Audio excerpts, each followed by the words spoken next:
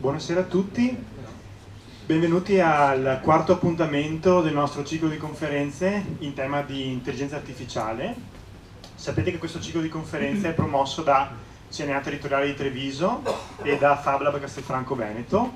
Siamo partiti ormai un mese fa, il 28 di ottobre, e abbiamo affrontato in quell'occasione il tema tecnologico vero e proprio, passando poi per uno scenario un po' più globale, affrontando il tema della guerra fredda Cina e Stati Uniti in collaborazione con rivista Limes, fino alla settimana scorsa dove ci siamo interrogati ad Asolo su tutte le implicazioni del rapporto anche tra l'etica, l'uomo e la tecnologia. Per arrivare a questa sera a una conferenza dove invece ci concentriamo un po' sul tema economico e quindi analizzeremo un po' come cambia lo scenario per le imprese e per i lavoratori. Un modo semplice di fare questa conferenza poteva essere quello di invitare il classico professore universitario che ci presentasse dei dati, delle statistiche. Invece abbiamo preferito avere con noi due persone che hanno le mani in pasta da protagonisti in questo nuovo mondo, in particolare un imprenditore, Roberto Siagri, amministratore delegato di Eurotech SPA, che gestisce un'azienda del nord-est, quotata in borsa, e che veleggia molto bene in questo nuovo mondo, con una prospettiva anche globale, e quindi il suo punto di vista sicuramente è interessante da imprenditore a imprenditore. Dall'altro abbiamo Elena Brugnerotto, che definirei una lavoratrice del domani, e se si può dire fa anche la curatrice delle bellissime tavole riassuntive delle serate precedenti che trovate in cartellina. Per gestire un po' la serata abbiamo chiesto un contributo a Nicola Sballario, che è un giornalista, molte altre cose, ma in questa serata sarà un po' colui che condurrà le danze. Sicuramente poi animeremo il dibattito attraverso i nostri relatori, ma sarà interessante anche un confronto con voi, quindi vi invito poi a non essere timidi e fare le domande del caso. Vi ringrazio intanto e passo la parola a Nicolas. Grazie. Si sente? Sì, va bene? Allora, intanto grazie di essere qui così numerosi e grazie alla CNA di ospitarci e di ospitare questo dibattito. Io in realtà sono un giornalista che si occupa di tutt'altre cose perché mi occupo di cultura e non dell'ambito di cui parliamo stasera.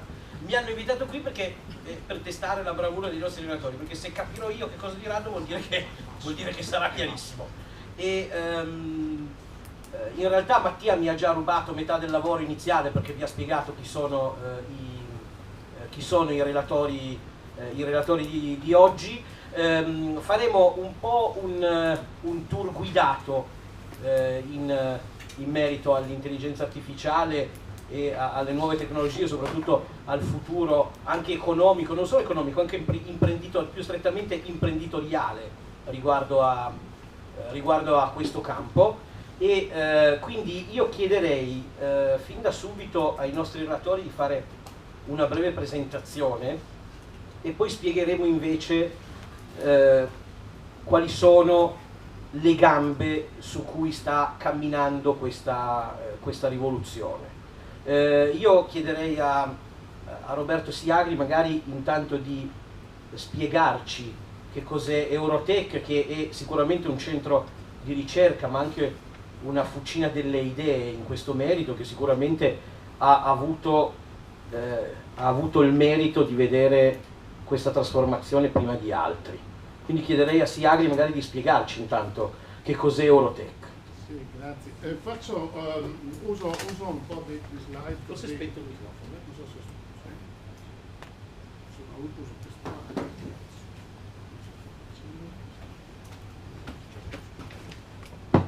Questo qua. Sì, uso qui, usare questo. È il più classico degli Ecco qua. Sì, noi tra l'altro abbiamo fatto questa avventura tra la terza e la quarta rivoluzione industriale, ci siamo trovati nella quarta in realtà non perché ce la immaginavamo, ci immaginavamo sicuramente un'idea diversa di uso dei calcolatori, per cui è stata una corsa in questi 27 anni tra il computer dentro le cose, ai computer alla periferia della rete, per poter farci girare adesso il programma di intelligenza artificiale, passando per l'internet proprio delle cose, per cui la trasformazione è stata embedded computer, l'internet delle cose, potenza di calcolo all'estremità della rete per queste nuove esigenze. In realtà quando siamo nati avevamo in mente solo questa cosa che le tecnologie digitali avrebbero creato un mondo migliore, e c'era questa visione di Mark Weiser allo Xerox PARC negli anni 90, noi partiamo nel 92, questi scritti sono del 91, in cui ci si immaginava che queste tecnologie sarebbero entrate dentro la vita di tutti quanti i giorni, fin tanto che non saremmo stati più in grado di distaccarci da questi oggetti. Non c'erano gli smartphone quella volta, per cui era difficile immaginarsi che questo sarebbe successo, ci voleva un atto di fede del fatto che la riduzione delle dimensioni, la riduzione dei consumi, la riduzione dei costi avrebbero proprio permesso questa cosa qui. Letta quasi a 30 anni di distanza, dice ma sì, è una banalità, è vero, e tutti quanti i giorni ormai viviamo con questi oggetti, non siamo più in grado di separarci da questi, e addirittura credo un tribunale di Nord Europa su un furto di uno smartphone l'ha equiparato al taglio di un arto di una persona. Oggi dentro uno smartphone c'è tanta roba di noi stessi. Chi siamo?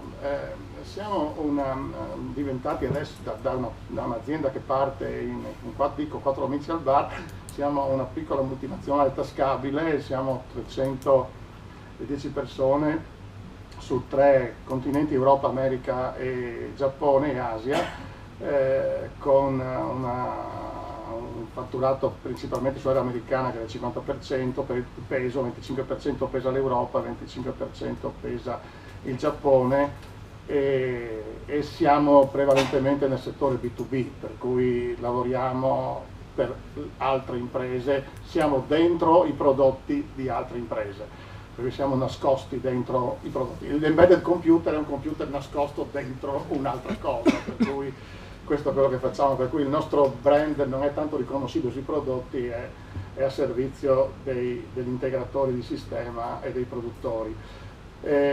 Aggiungo solo una cosa, poi fermo questa prima fase, è che siamo passati, quello che sta succedendo è che siamo passati da macchine definite dall'hardware, della terza rivoluzione industriale, in cui entra un pochettino il calcolatore. La prima rivoluzione industriale ha macchine che sono solo definite dal ferro, dalla macchina, cioè non c'è componente elettrico. La seconda rivoluzione porta dentro i motori elettrici e affini, la terza porta dentro il calcolatore. Quello che sta succedendo adesso è che con la quarta rivoluzione industriale abbiamo più un approccio sistemico, è tutto dominato dal software, sono macchine definite dal software, sono entrate le telecomunicazioni, le comunicazioni mobili che permettono a questi oggetti, a queste macchine di essere connesse, e di conseguenza stiamo entrando nell'era dei servizi. Questo ha fatto sì che poi noi, adeguandoci a questo tipo di evoluzione, abbiamo le tre linee di prodotto, che sono quelle per la bit economy, la terza rivoluzione industriale, i computer embedded, e per l'industria 4.0 la raccolta dei dati, la cosiddetta data economy, e l'autonomy economy, l'economia dell'intelligenza artificiale applicata alle macchine, e di conseguenza calcolatori che possano adempiere a questo tipo di obiettivo. E su queste 3 linee di prodotto adesso noi stiamo basando la nostra crescita. Mi fermerei qui e poi continuerei magari a darvi i dettagli invece della trasformazione successivamente. Sì. Ecco, adesso sì che funziona. Siagri mi ha anche dato un assist perfetto per Elena Brugnerotto, che è una lavoratrice del futuro, possiamo dire così, è una sketchnoter, e siccome Siagri ci ha spiegato queste prime 3 rivoluzioni e ci stiamo accingendo a consumare la quarta, il lavoro della tesi di Elena Brugnerotto, che è un lavoro davvero affascinante, parla proprio di questo, parla proprio di questa quarta rivoluzione industriale, e quindi Elena ci riproporrà quella che è stata la sua tesi di laurea, e ci spiegherà in modo, devo dire, molto efficace l'argomento di questa sera. in un modo anche esteticamente molto accattivante. Un po' alto, forse?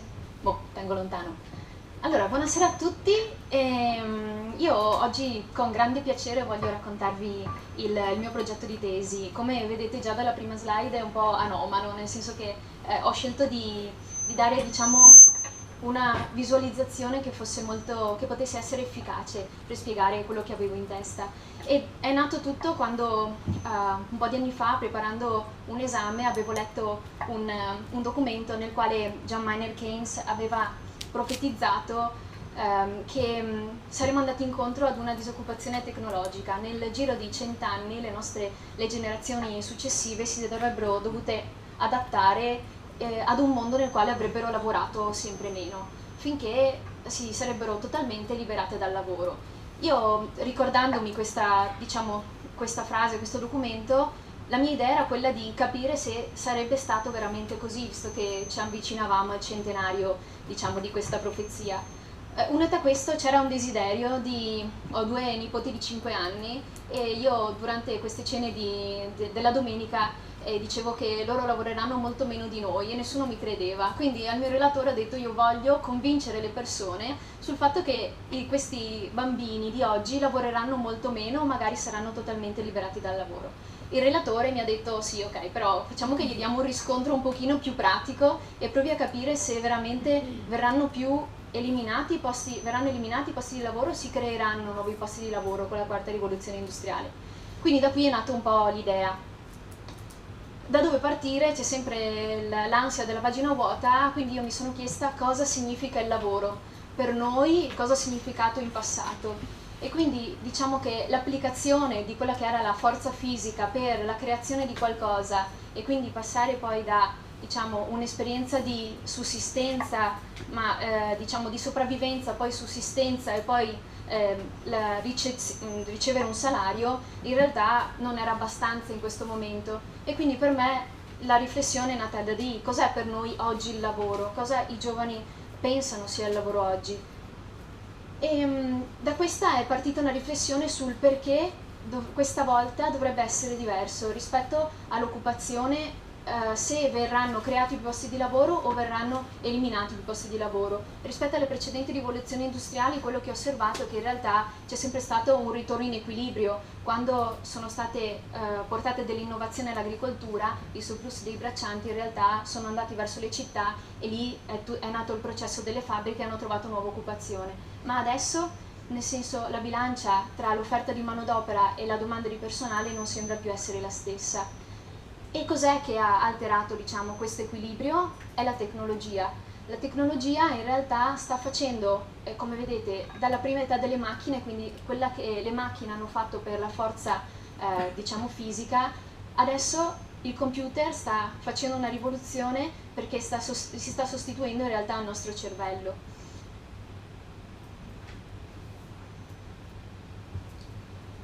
Però le innovazioni tecnologiche ci deve essere un motivo per il quale svilupparle. E allora fino agli anni 60 in realtà tutto andava bene, fino agli anni 60-70 tutto andava bene, c'era una crescita economica che sembrava non dovesse finire mai, però con la crisi degli anni 70 si è cominciato ad interrogarsi sul fatto che in realtà ci fosse bisogno di cambiare l'approccio che avevamo nei confronti dell'ambiente e quindi di voltare verso uno sviluppo più sostenibile. È stato dettato dalle crisi petrolifere, ma anche per una crescente, diciamo, sensibilità verso l'ambiente. Di conseguenza, diciamo, tutta la produzione si è orientata verso un prodotto diverso. Noi abbiamo visto l'evoluzione da quando nella produzione di massa a un prodotto che cerchiamo oggi. E quindi qui sotto vedete qual è la caratteristica del prodotto dell'utente di oggi. Vuole un prodotto che sia green, che sia ecosostenibile, che sia il massimo personalizzato e che sia connesso. L'altro fattore propulsore è l'invecchiamento. Noi ce l'abbiamo sotto gli occhi, ma probabilmente non ci siamo mai fermati a riflettere quanto possa essere un problema da risolvere nei prossimi anni. Voi come vedete c'è sicuramente un abbassamento della natalità, ma anche un allungamento della vita media che porta a tutta una serie di conseguenze sul nostro sistema amministrativo, sulla spesa pubblica, con un aumento diciamo delle spese per l'assistenza, una diminuzione dei consumi che significa una propensione e anche una minor necessità di beni di valore, come per esempio la casa. Meno giovani ci sono, meno venderanno case, perché più alta l'età, più hanno già diciamo questo bene, e un aumento delle spese per i servizi di assistenza, ma anche per i servizi di assistenza in generale saranno sempre più richiesti in futuro. Ma voi dite, ok, ci saranno meno lavoratori perché si alza l'età media, ci saranno meno lavoratori, quindi più lavoro e più salari? In realtà no, perché la tecnologia anche in questo caso scombussola un po' le carte, cambia un po' le carte in tavola. E quindi cosa succede? Che in realtà aumenta la produttività, ma in realtà senza lavoro. La valutazione da fare, adesso io non sono un economista e mi interessavano più i risvolti sociali che economici della quarta rivoluzione industriale, però in realtà il PIL non è più un indicatore valido per valutare il benessere della società, vanno valutati tutti quei, diciamo, di quei servizi che abbiamo a disposizione gratis. Quanti canzoni potevamo ascoltare 20 anni fa, 30 anni fa, e quante canzoni abbiamo la disponibilità di ascoltare adesso? Quanti libri potevamo leggere 30 anni fa e quanti libri abbiamo a disposizione adesso? Che risvolto ha avuto, diciamo, questa produttività senza lavoro sul sistema lavorativo, sul mercato del lavoro? Allora, tra questi ne scelgo uno: il fatto che la ripresa, diciamo, dell'occupazione dopo le crisi economiche in realtà non è mai stata la stessa, è stata molto più lunga. Perché? Perché in realtà le crisi hanno permesso, ed è una cosa, di sfoltire i lavoratori. L'azienda che chiude magari riapre poi, ma avrà bisogno magari di un quinto dei lavoratori, un decimo dei lavoratori, e quindi in realtà si allunga il periodo nel quale i lavoratori, in carenza di disponibilità, rimangono senza lavoro. Cosa significa la quarta rivoluzione industriale? In realtà trova una definizione per la prima volta nel 2016 durante il World Economic Forum in questo libro che ha lo stesso nome in realtà di Klaus Schwab, che racconta in realtà quali sono le conseguenze alle quali andremo incontro se non sappiamo gestire in modo opportuno gli effetti della quarta rivoluzione industriale. In realtà magari poi il professor Siagri vi spiegherà meglio. Io vi ho fatto un riassunto di quali possono essere i settori, diciamo, più coinvolti, quindi l'industria 4.0, l'internet delle cose, i big data e l'intelligenza artificiale. E tutto questo porta poi a tutta una serie di conseguenze su 3 aspetti che Schwab tratta nel suo libro, che riguardano l'utilizzo di veicoli e velivoli autonomi e della stampa 3D. Una curiosità sulla stampa 3D è che probabilmente nel 2016 o comunque anni fa sembrava dovesse portare ad una stampante in ogni casa e ognuno poteva crearsi qualche oggetto, ma in realtà oggetto per cosa? Poi non avremmo saputo cosa farcene o per cosa utilizzarla. Lui spiega in realtà che il vero impatto sul mondo del lavoro avverrà quando ci saranno stampanti 3D abbastanza grandi per costruire edifici senza la necessità di intervento umano, e a quel punto tutto, diciamo, il settore dell'edilizia dovrà capire come indirizzarsi. In questa quarta rivoluzione industriale la differenza, diciamo, rispetto alle altre sono questi 2 elementi, io l'ho chiamati elementi amplificatori, cioè la velocità nella quale si sta sviluppando, e quindi non solo temporale di velocità alla quale succedono le cose, ma anche di diffusione, e tutti i canali internet, succede qualcosa in questo momento, dall'altra parte del mondo ci possono vedere, ma anche per la velocità di sviluppo. Pensate a quanti modelli di telefonini uscivano 10 anni fa, 15 anni fa, e quanti modelli di telefonini escono oggi. Hanno preso un ritmo veramente veloce. La globalizzazione è l'altro effetto amplificatore di questa rivoluzione industriale, dove internet e i social network hanno generato in realtà milioni di potenziali innovatori, quindi l'innovazione si diciamo, si condivide ma si autoalimenta nel web.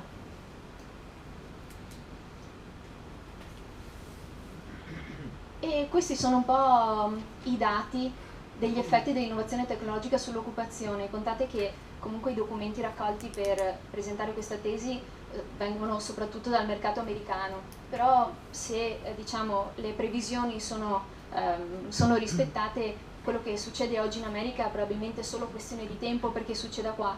Comunque dicono il 47% dei posti di lavoro negli USA entro il 2033 sarà automatizzato. Diciamo che l'Organizzazione per la Cooperazione e lo Sviluppo Economico dice il 14% dei posti di lavoro attuali è a rischio automazione. È difficile fare uno stima di quali siano le stime giuste e le stime sbagliate perché lo scenario è in continua evoluzione. C'è poi ho voluto citare questa ricerca che fa un'analisi di 702 posizioni lavorative, attribuendo un alto rischio, quindi 1, e un basso rischio 0, a 702 professioni. E il risultato è stato che il più alto rischio sono gli operatori di telemarketing e a più basso rischio sono gli imprenditori. Dopo magari avremo modo di spiegare meglio questo discorso. In realtà tra questi diciamo, due dati, tra questo 47% e il 14%, c'è anche un 32% che sono diciamo, tutta quella fascia di lavoratori che domani vedranno cambiare il loro lavoro, dovranno adattarsi a uno scenario nuovo, a un nuovo modo di lavorare. Però diciamo che c'è un rimedio a tutto questo, a parte l'essere flessibili, una formazione continua e anche lavorare su un'istruzione che sia diciamo, più compatibile agli anni che stiamo vivendo. Avevo visto un'intervista qualche giorno fa di Jack Ma, non so se lo conoscete, è il fondatore di Alibaba, che diceva che ormai dobbiamo per forza ripensare il sistema scolastico, dobbiamo puntare su quelle professioni e a quelle conoscenze che le intelligenze artificiali e le macchine non possono raggiungere, dobbiamo concentrarci su quello e lasciare alle macchine fare quello che sono più brave di noi a fare.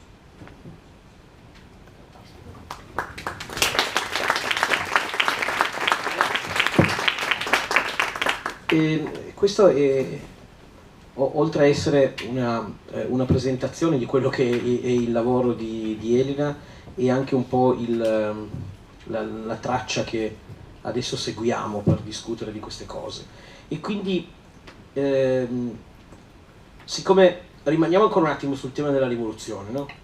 L'elettricità era una rivoluzione e che ha avuto naturalmente dei riscontri sociali incredibili, ma che ha reso anche ogni essere umano più produttivo, no?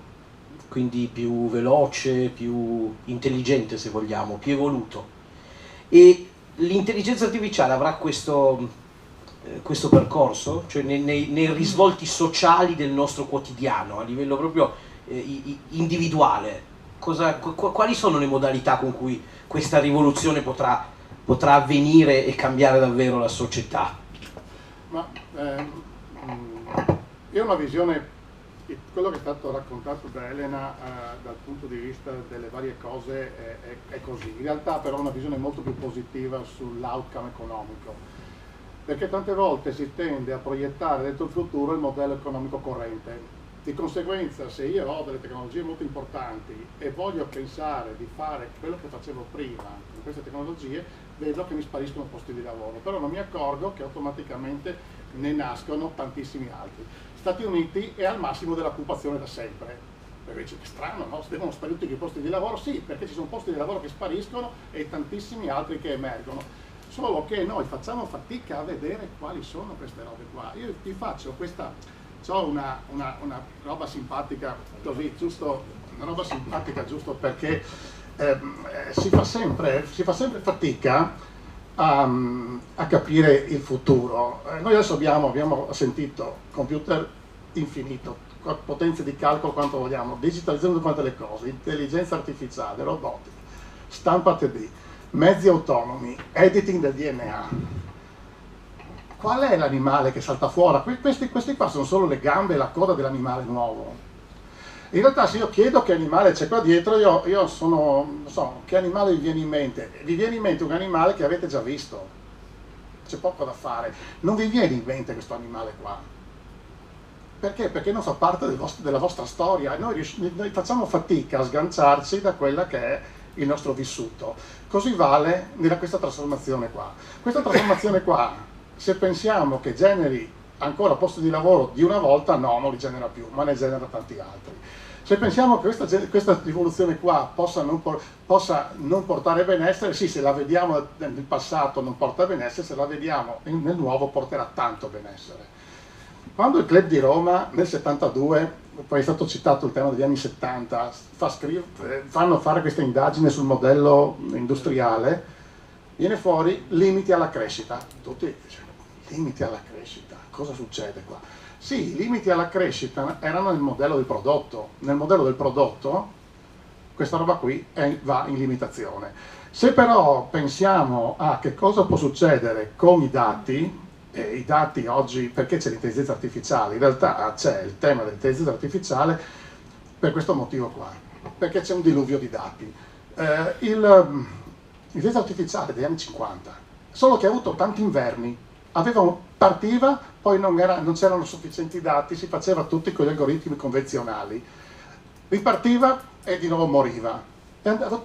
Adesso non possiamo più farne a meno, perché ogni 2 giorni vengono prodotti una base dati che è equivalente a quella dell'inizio dei tempi fino al 2003, e ogni 15 mesi questa roba qua raddoppia, e il 90% dei dati strutturati è stato solo prodotto negli ultimi 2 anni. L'umano non ce la fa più a processare con i metodi convenzionali sta roba, e per cui l'intelligenza artificiale diventa inevitabile e necessaria. Questa è una velocità esponenziale oppure a un certo punto si ferma? Beh, tutti teoricamente in fisica a un certo punto c'è un limite.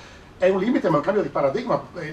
L'accelerazione a livello universale può andare avanti per milioni di anni. Cioè, dobbiamo cominciare anche a pensare, se Elon Musk, Bezos, Branson e altri cominciano a pensare ai viaggi fuori dal pianeta, è perché tu cominci a vedere che c'è qualche cosa che va al di là. La saturazione locale non ha nessun effetto di saturazione sull'universo.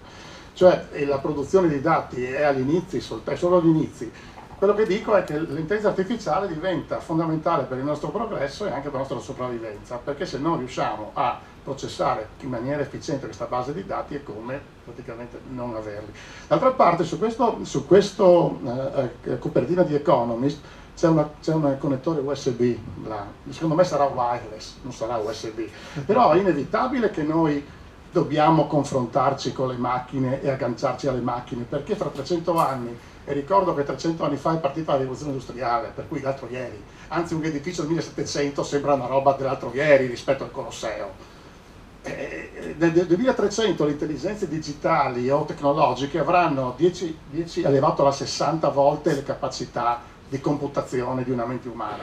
Di conseguenza la simbiosi tra umani e tecnologia è per forza di cose inevitabile. E tra l'altro, se noi andiamo a fare uno zoom... Ma lo sarà nel quotidiano anche? Cioè nel senso che sì, ma diventerà... come un falegname è diventato 100 volte più produttivo sì, con l'elettricità. D'altra parte noi ogni giorno usiamo tecnologie che ci amplificano gli occhiali, e ormai l'abbiamo perso, è così intimamente connesso con noi che non ci accorgiamo, è il primo amplificatore.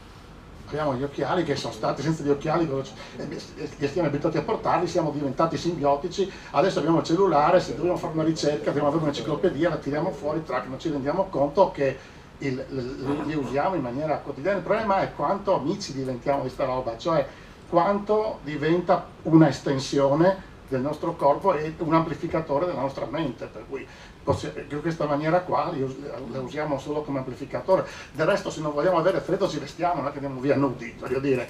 Il tema del rapporto con la tecnologia ormai è inevitabile. Quella roba lì piatta che vedevamo in quegli anni 2000 non è proprio così piatta, perché nel giro dei prossimi 20-30 anni andremo a comprare con $1000 potenze di calcolo che fanno paura, per cui se io con $1000 nel 2024 compro l'equivalente di una mente umana e nel 2045 compro l'equivalente di tutte le menti umane del pianeta, qualche cosa sull'intelligenza artificiale salterà fuori, noi non potremo starne fuori, dovrà entrare nel quotidiano, dovrà diventare parte della nostra vita. C'è anche il rischio di venirne travolti. Certo, ma tutte le grandi tecnologie hanno quel rischio lì. Nel Medioevo non mettevano i coltelli a tavola perché la gente si inforcava, cavolo. Voglio dire, adesso non andiamo più in giro per la strada a coltellare la gente, è rarissimo.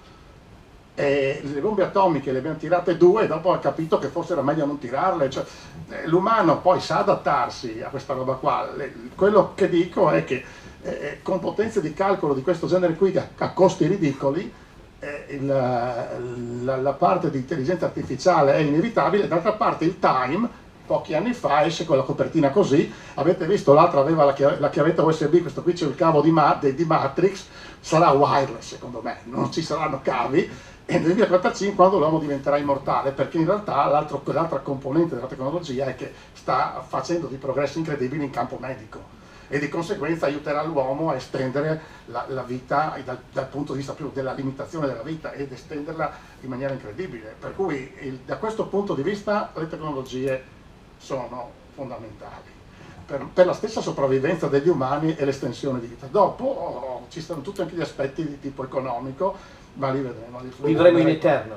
Ah sì, perché no? Che... Nei libri di fisica non c'è scritto che si deve morire. No, il concetto della noia è legativo al fatto di cosa vuoi conoscere. Se tu vuoi conoscere l'universo, non c'è nessuna noia nel conoscere l'universo. Cioè c'è una... Se noi siamo fatti qua, perché siamo in grado di osservare l'universo esiste perché siamo in grado di osservarlo, dice qualcuno. In assenza di un osservatore non esisterebbe. E la conoscenza, l'esplorazione... E c'è qualcuno che dice che l'unica ragione di essere qua al mondo è di capire perché siamo qua e di capire l'universo che ci contiene. Per cui no, non c'è noia. Non c'è noia. Va bene, mi fido. Elena, senti un po', tu sei molto vicina alle nuove generazioni. Siagri ci ha detto di no perché alla fine non ci accoltelliamo più e non tiriamo più le bombe atomiche. Beh, su questo ci andrei piano, non sarei più sicuro. Se siamo a 7 miliardi ci sarà una ragione. Ecco, ma c'è però il rischio di travolgimento in questo e che anche il mondo del lavoro ne venga travolto dalle tecnologie. Allora,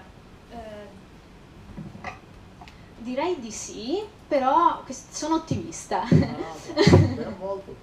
Allora, in realtà qui... Ci saranno delle coltellate ancora? No. Dei transitori. Delle coltellate transitorie. Allora, speriamo non ci facciano troppo male. Io diciamo che non sono proprio vicinissima alla nuova generazione di lavoratori perché nonostante io dimostri questi 20 anni, in realtà ne ho qualcuno di più e vi ho portato, diciamo, il mio curriculum visuale solo per farvi capire che in realtà oggi sono qua ma non ho 20 anni, quindi un po' di bagaglio di esperienze l'ho fatto, ho vissuto il mondo dell'azienda, ho vissuto il mondo dell'università e oggi da libera professionista mi confronto sempre di più con nuove generazioni nel tema della comunicazione e già faccio fatica. Ero ad un evento di marketing sabato e ci sono delle cose totalmente nuove ed estranee nonostante questi ragazzi abbiano 10 anni meno di me e mi sembrano parlino un'altra lingua.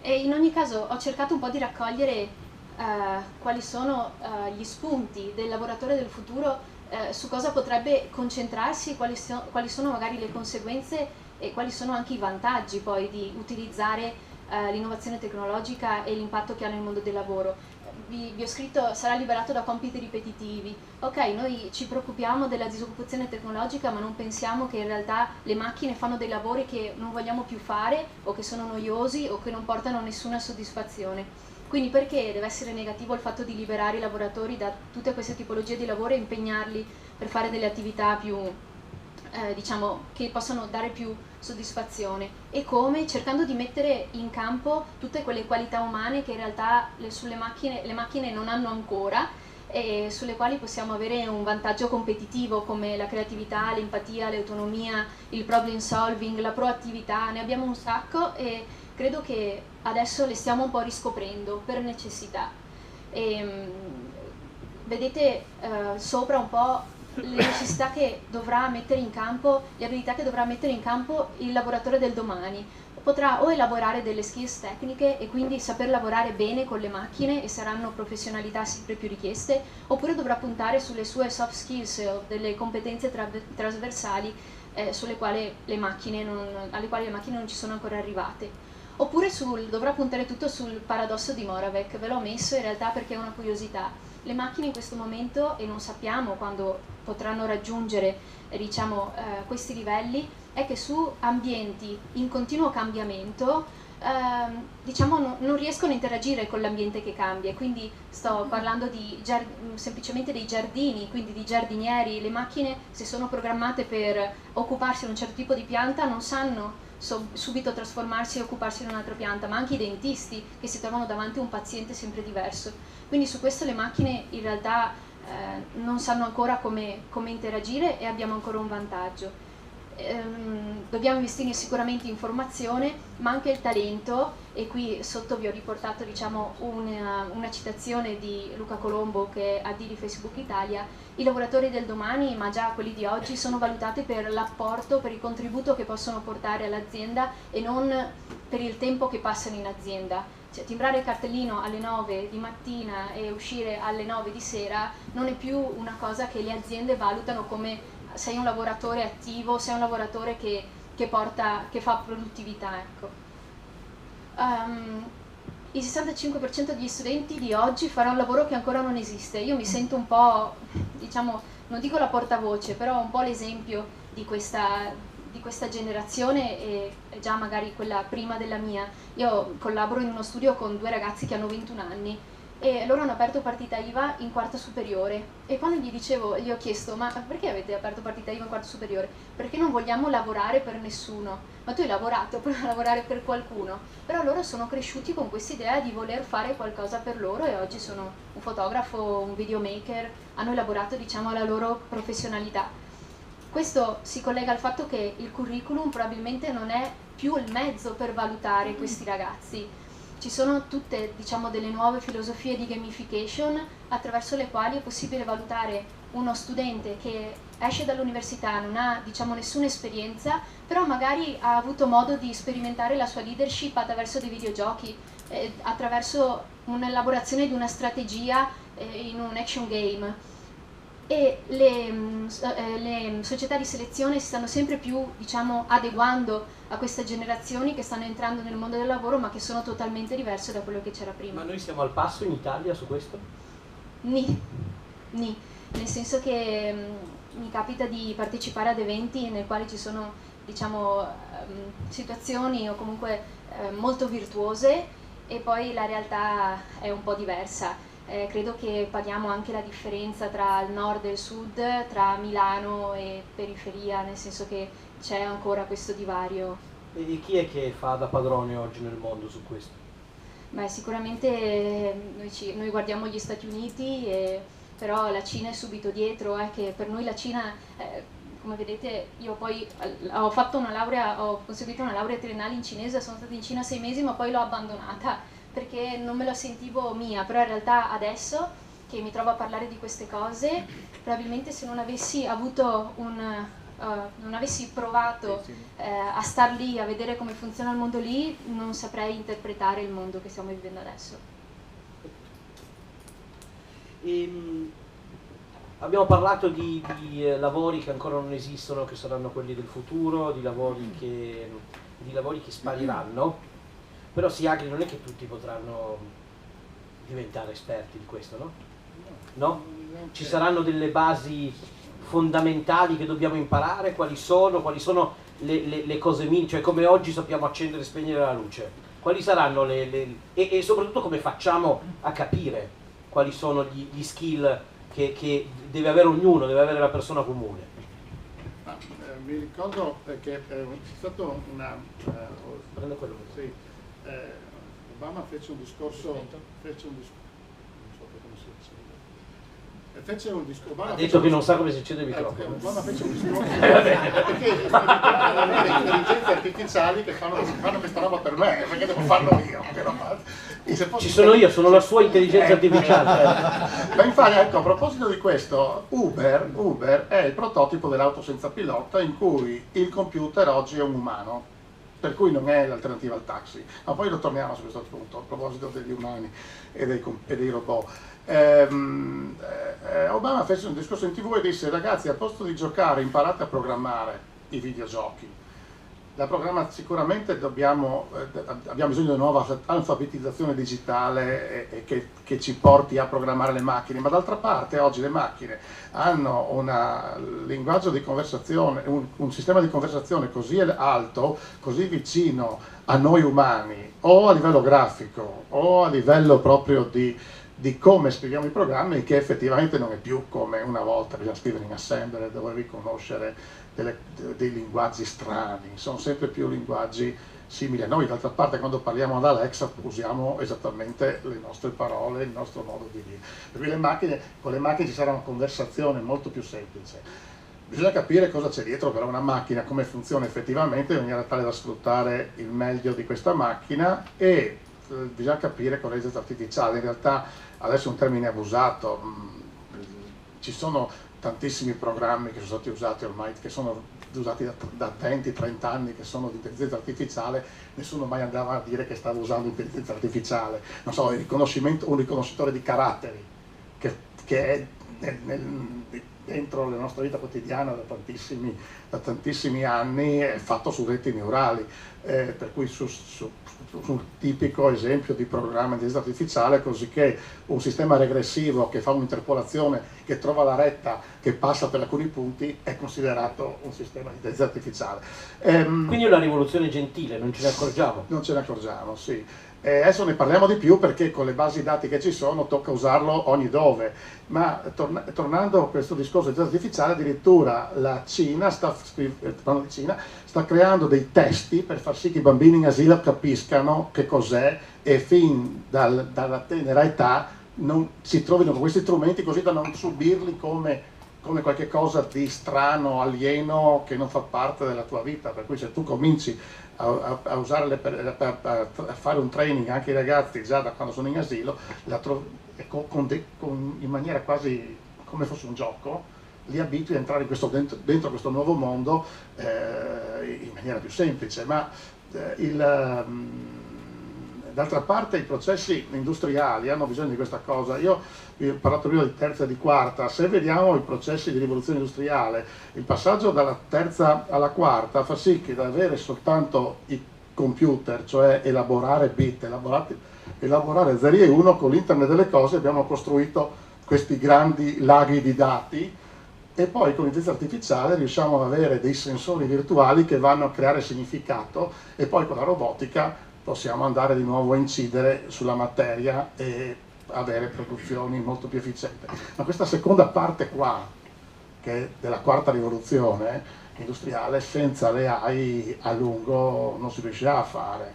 E se noi andiamo a vederla in un'ottica giapponese, loro non hanno, all'interno del Giappone non c'è il concetto di prima rivoluzione industriale, seconda, terza, quarta. Loro hanno il concetto di società 1, 2, 3, 4 e 5. Per loro, quella che noi chiamiamo industria 4.0, per loro è la società 5.0.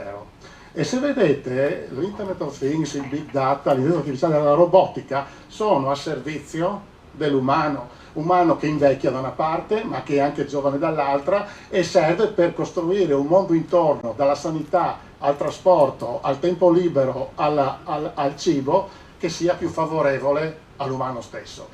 In quest'ottica qui il digitale sta creando questa nuova società dell'intangibile, di cui poi magari parleremo dopo, e che ha la promessa di creare una nuova fase espansiva, in cui ci sarà posto di lavoro di nuovo per tutti. Purtroppo non si potrà riuscire a fare a meno di lavorare.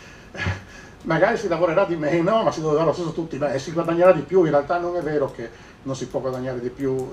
Con i nuovi modelli industriali dell'intangibile la matematica dell'economia cambia completamente. È quell'animale nuovo di cui parlavo prima, che non è neanche parente dell'animale di prima. Ma lavoreremo meno, guadagneremo di più, ma lavoreremo tutti? Sì, secondo me si può. Dopo, questi sono sempre il solito discorso, quando si fa un ragionamento bianco e nero, poi c'è sempre il grigio che alla fine salta fuori, poi dipenderà dalla nostra capacità quanto efficientare questo tipo di sistema. Ma sì, a priori, cioè perlomeno a priori, andando dentro la matematica dell'intangibile di questa nuova economia, sì, si dovrebbe poter riuscire a fare questo tipo di, tra virgolette, apparente miracolo. Poi vedremo che non è proprio un miracolo. E tu Elena cosa ne dici sulla disoccupazione tecnologica? Perché questo è il tema dei temi, no? Perché saremo tutti felici, lavoreremo tutti meno, ma bisogna capire se ci sarà ancora lavoro per tutti. Vi faccio ancora un paio di domande e poi lascio la parola al pubblico se vuole.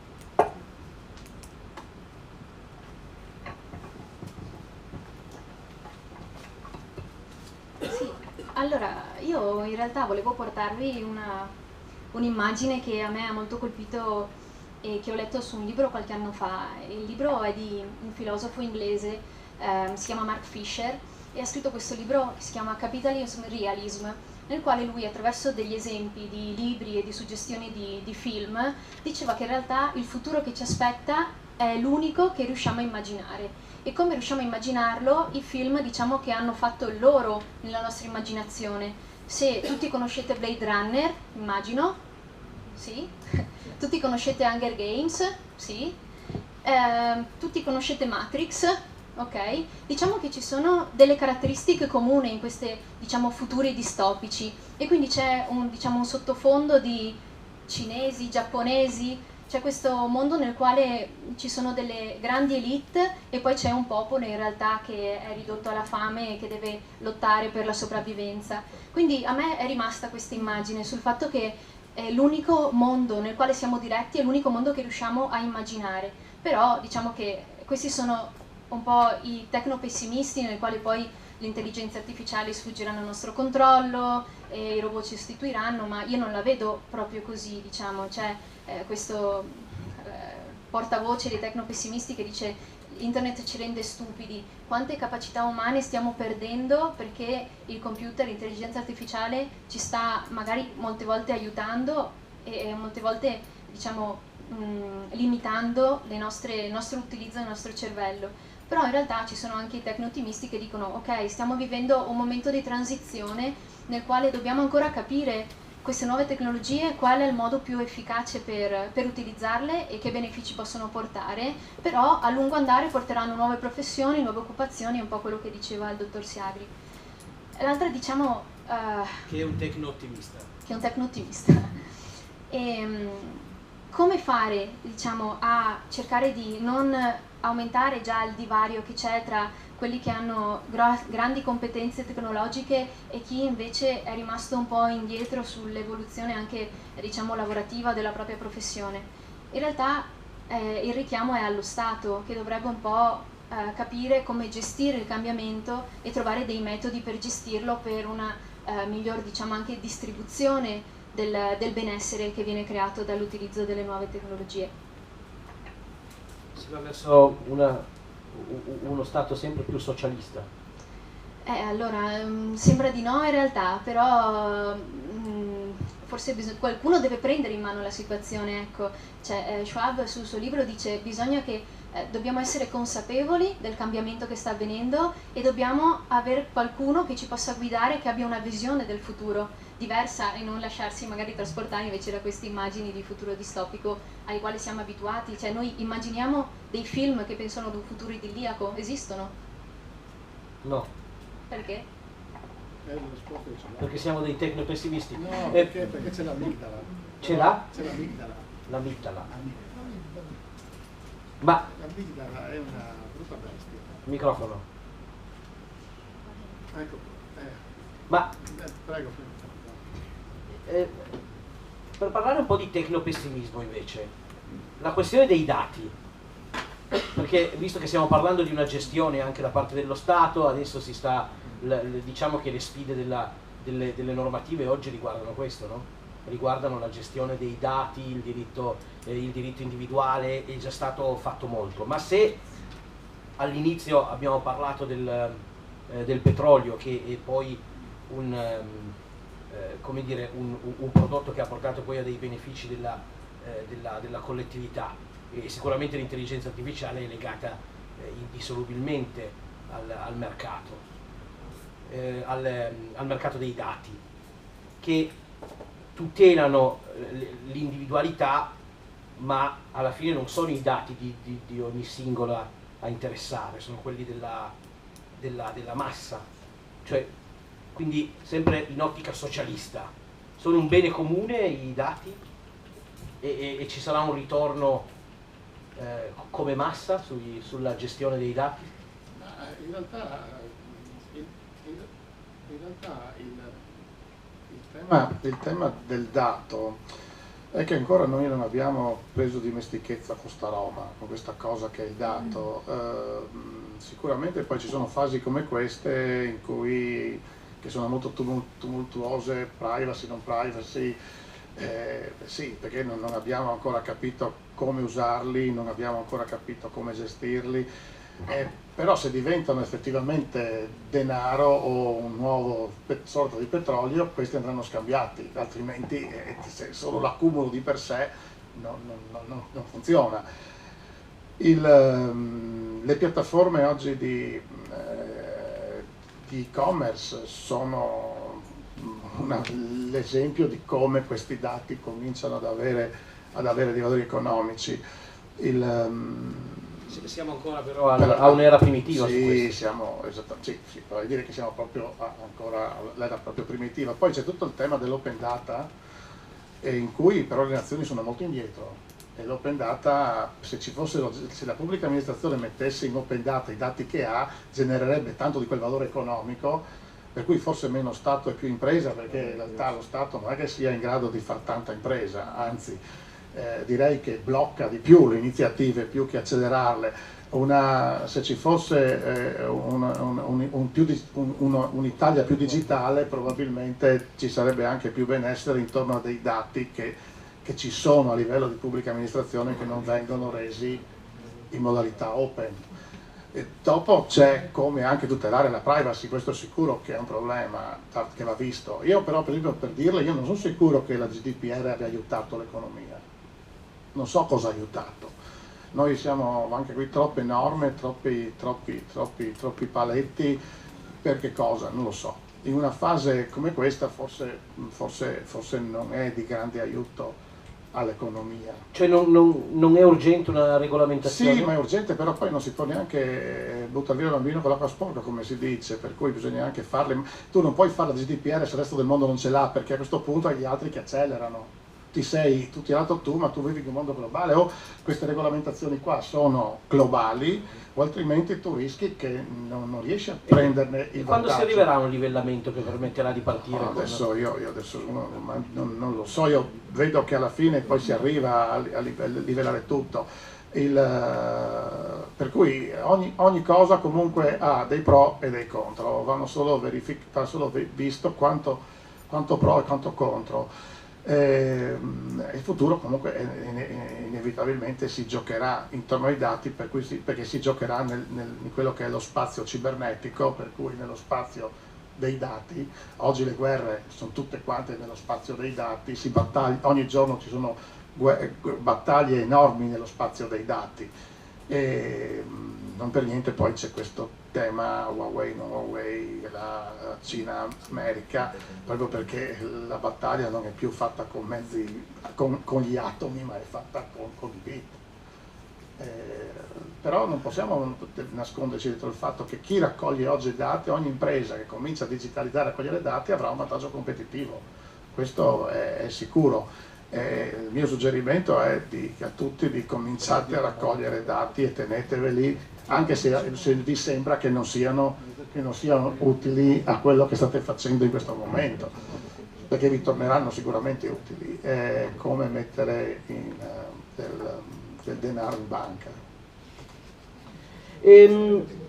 Chiederei un'ultima cosa a Elena, poi lascerei le domande al pubblico se hanno qualcosa da dire. Vuole aggiungere qualcosa? Ma io volevo poi magari raccontarvi un attimo perché rispetto al passato questa trasformazione interessa le imprese e dov'è la nuova maniera dietro i dati per passare a questa nuova fase economica, perché in tutti questi ragionamenti che sento sempre, quando nessuno poi racconta la motivazione che sta dietro al fatto che bisogna fare sta roba, perché se l'impresa non vede un guadagno non si capisce perché deve farla. E vi dirò che tutta la fase, tra virgolette, green di tanti anni fa era solo nei convegni e nei libri, perché poi alla fine le imprese non capivano perché dovevano farla. Perché mancavano ancora delle tecnologie per capirlo. Grazie ai dati, quello che sta succedendo oggi, ed è questo il grande interesse per le imprese, per l'economia, ma anche per l'ambiente, e ve la faccio vedere sempre alla giapponese, anche se questo qui è un professore del nord Europa. Se andiamo a vedere i bisogni degli umani, l'evoluzione sociale, l'evoluzione dei bisogni, la domanda che uno deve farsi è perché l'umano ha smesso diciamo che è passato dalla caccia e dalla raccolta a hunter and gathering e si è messo a fare l'agricoltura. Perché?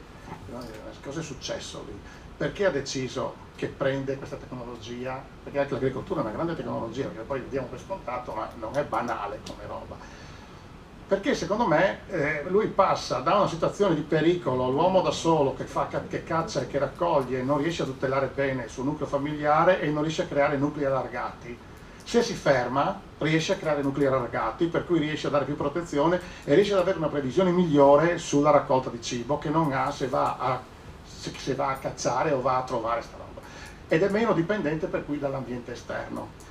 Però anche questo non crea dei nuclei sociali molto ampi e ha bisogno di cambiare, ha bisogno di passare innanzitutto all'era industriale, per cui da quella che i giapponesi chiamano società 2.0, quella dell'agricoltura, si passa alla 3.0, società 3.0 quella dei bisogni tangibili, e di qui dentro noi abbiamo la prima, la seconda e terza rivoluzione industriale, perché sono tutte basate sul tangibile, sulla capacità di produrre beni da vendere e soddisfare per cui dei bisogni che erano più appunto non intangibili ma che erano tangibili. E questi dal club di Roma e limiti alla crescita si capisce che il modello è insostenibile, perché la popolazione cresce così tanto, perché in realtà dietro tutte queste robe canute che ce ne nascondiamo è che gli umani crescono troppo velocemente rispetto alla potenza delle tecnologie, perché ripeto, nell'inizio del 1900 c'erano 1 miliardo di persone, oggi ce ne sono 7, nel 2050 ci saranno 10 miliardi, per cui il tasso di crescita della popolazione umana è stratosferico.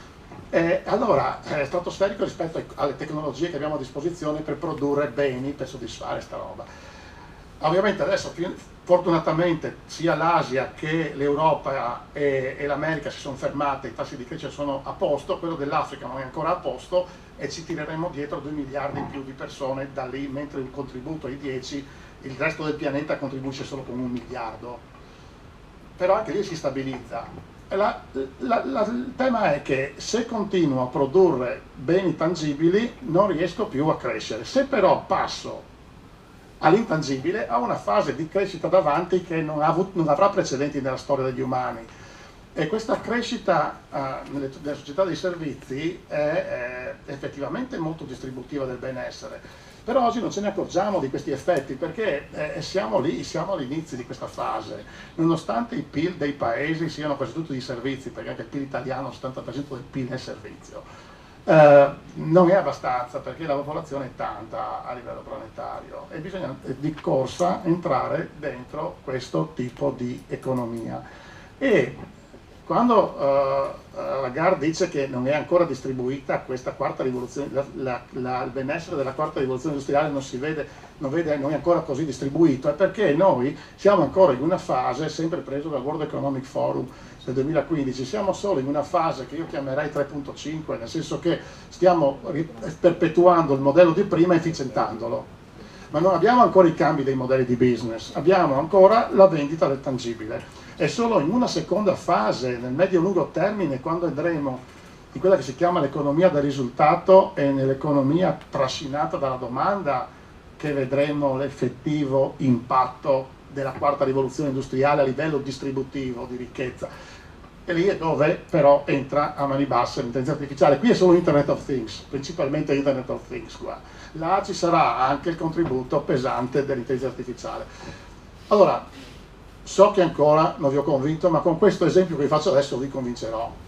Allora, il tema della produzione digitale è assimilabile al tempo, vendere tempo anziché vendere materia e servizio. In realtà, se lo volete estremizzare, è vendita di tempo. Tempo di qualche cosa, tempo di una persona, tempo di una macchina, tempo. Per vendere tempo però devo misurare il tempo, e fin tanto che lo faccio come consulente, ce l'ho io l'orologio, me lo misuro, il tempo dell'umano è abbastanza gestibile, ma il tempo di una macchina che ho dato a te, io come faccio a sapere come la stai usando e quanto tempo la stai usando? Se però ho l'Internet of Things, cioè ho le telemetrie, ho tanti dati che mi dicono come queste macchine vengono utilizzate, per cui so come prezzare il tempo, ho l'intelligenza artificiale che mi permette di spostare le macchine da sole senza che io debba andare a spostarla, e per cui ho la robotica, a questo punto non vendo più l'auto. Il paradigma dell'auto senza pilota è interessante perché l'auto senza pilota è la somma di tutte queste tecnologie qui, mentre una macchina digitalizzata non necessariamente deve essere con intelligenza artificiale e robotica, un'auto senza pilota deve avere per forza tutte queste tecnologie qua. E la domanda che uno si dovrebbe farsi è perché uno decide, le case automobilistiche devono investire miliardi per fare l'auto senza pilota. Perché per permetterci di andare al bar, di bere e non farci togliere la patente? No, ma figurati se gli interessa quella roba lì. È che loro sono preoccupati del fatto che ci sono dei signori in giro per il mondo che vendono roba a 5.000 euro al chilo e loro vendono roba a 15 euro al chilo o a 50 euro al chilo. 50 euro al chilo, e sti qua vendono a 5.000 euro al chilo, 10.000 euro al chilo. E io se proprio faccio una supercar sono 200 euro al chilo. C'è qualcosa che non torna. In più abbiamo 40 milioni di linee di codice e qui ci sono 12 milioni di linee di codice. Sì, però l'ingegnere dice ma noi non possiamo tagliarla, non è che possiamo tagliarla, fisicamente non possiamo tagliarla, per cui non possiamo vendere di meno di 10 quintali o 20 quintali. Se qualcuno dice ma si potrà tagliare qualche cosa, sì, si può tagliare il tempo. In realtà un'auto senza pilota è un'auto normale, insomma, è usata solo per il 5% del tempo, per cui il 95% di inutilizzo. È lì che c'è la trasformazione, capite? Il 95% di inutilizzo, cioè io ti devo vendere un bene, non posso chiederti tanto perché tanto tu non la userai quella roba lì.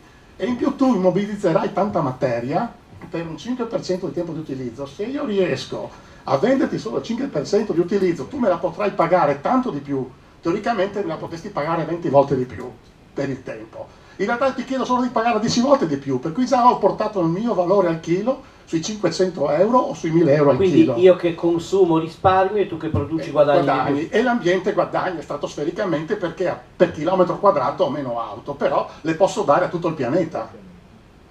Per cui al posto di costringerti a rottamare macchine qui e non portarle di là, ti lascio una macchina che non rottamo più e che se rottamo mi ritorna in ingresso come materia prima. E in più ti riesco a far scendere i costi e ti riesco a gestire meglio la materia per tutto il pianeta, perché una domanda da farsi è anche se io facessi come il Monopoly e adessi tutti i soldi a tutti quanti per comprarsi un'automobile, siamo sicuri che c'è materia per farle? E siamo sicuri che l'ambiente riesce a sostenere questa roba? Il passaggio per cui al risultato fa sì che riesca a gestire la materia molto meglio ed è la prima volta nella storia che tutti guadagnano, perché i tre soggetti dell'economia sono la parte proprio economica, cioè le imprese, la parte sociale, le persone e l'ambiente intorno. Di solito uno di questi veniva fregato. Se eri troppo economico fallivi, se eri troppo caro in realtà non riuscivi a distribuire a tutti quanti il bene, e se cercavi di darlo a tutti quanti ed essere economico ne rimetteva l'ambiente. Per cui eri sempre in una fase così. Se invece cominci a pensare che vuoi aumentare il benessere, già dal posto di fare le cose bene a fare le cose giuste, già vendendo il tempo, riesci ad avere questi effetti qua. Sono questi effetti strani che nell'economia di prima erano impossibili. Riesci ad aumentare la quantità di lavoro per chilo, perché a questo punto devo gestirmi il parco macchine, devo riutilizzare il fine vita delle macchine, per cui ho bisogno di tanta più lavoro di prima. E posso aumentare il lavoro al chilo, perché intanto guadagno molto di più per chilo, perché se riesco, il mio problema oggi è che devo pagare di meno perché mi cala questa roba qui, e se devo vendere a tutti quanti devo farlo costare di meno, devo produrlo sempre più velocemente con più basso. Quindi dal prodotto al servizio? Dal prodotto al servizio, sì, dal prodotto all'uso del prodotto, al risultato del prodotto. Se tu entri in questa nuova economia qua, riesci a capire che l'animale che salta fuori non è neanche parente di quello di prima. Però non entri in questa economia qua se non hai i dati, se non hai il controllo, se non hai il gemello digitale dell'oggetto, che devi continuamente sapere come questo oggetto funziona, perché non deve mai rompersi, perché se si rompe, in questa nuova economia le parti di ricambio sono un costo per chi produce l'oggetto, non sono più un ricavo. Per cui ti costringi a fare una macchina che se non più, molto più modulare, per cui molto più costosa all'origine, che impiega molto più forza lavoro, e poi devi riutilizzarla alla fine, perché la disegni in maniera tale che ti rientri come materia prima a fine ciclo. Allora, in realtà non è un problema di entrare in economia circolare, entri in automatico se pensi al digitale. Se pensi al digitale, l'economia è una conseguenza che ti conviene, cioè non è che tu ti forzi a fare quella roba lì. E che differenza c'è tra le grandi aziende e le piccole e medie? Ma no, ma in realtà su questo non credo che ci sia un tema, perché poi ti puoi inventare tanti di quei servizi verticalizzati per tipologia di utente, che c'è spazio un po' per tutti, non è un tema di grande e di piccolo secondo me. Il paradosso di oggi è che basta servire rete, cioè basta che il piccolo da solo non funziona, ma neanche il grande più da solo funziona, e sono tutte imprese in rete.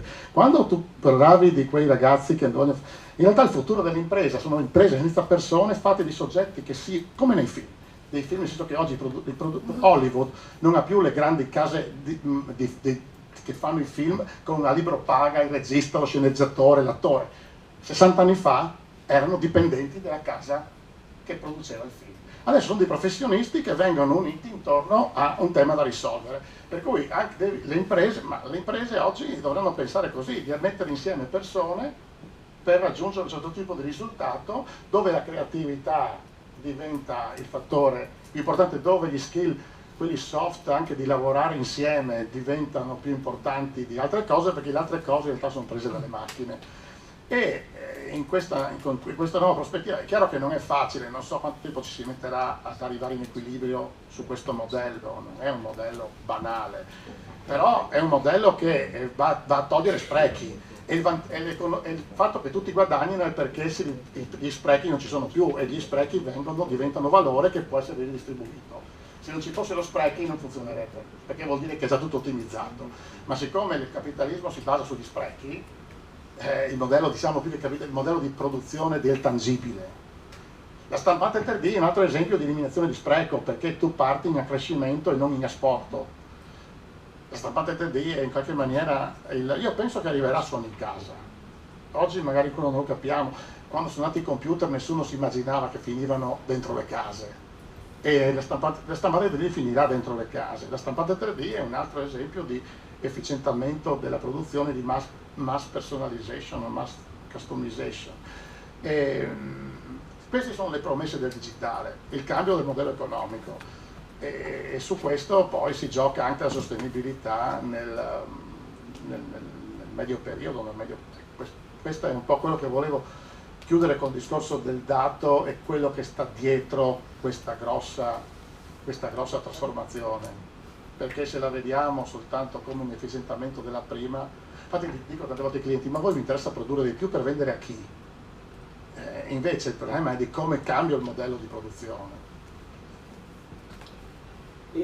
Elena, ci vuoi dire qualcosa di come la vedi dall'interno questa cosa, visto che lavori con tante aziende?